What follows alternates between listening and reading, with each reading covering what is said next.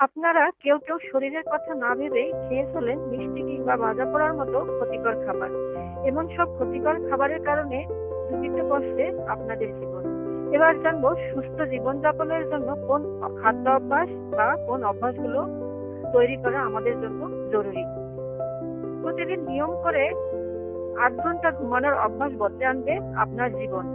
টানা ১ মাস ৮ ঘন্টা ঘুমানোর চেষ্টা করুন। একই টাইমে ঘুমাতে যান, অভ্যাসে পরিণত করুন। প্রতিদিন ৮ থেকে ১০ গ্লাস পানি পান করুন। কিছুক্ষণ পর পর পানি পান করুন, যাতে আপনার শরীর আর্দ্র থাকে। নিয়মিত ১০ মিনিট রোদে থাকুন। এটি ভোর ৬টা থেকে সকাল ৯টার মধ্যে হলে বেশি ভালো হয়। আমরা সকলেই জানি সূর্যের আলোর সাথে আমাদের দেহের গভীর সম্পর্ক রয়েছে। এটি সুস্থ ও সতেজ থাকতে সহায়তা করে। চিনি শরীর বা ত্বকের জন্য ক্ষতিকর হওয়ায় খাদ্যাভ্যাস থেকে বাদ দিতে হবে, সাথে ভাজা পোড়া জাতীয় খাবারও। সপ্তাহে অন্তত ৩ দিন ব্যায়াম করুন।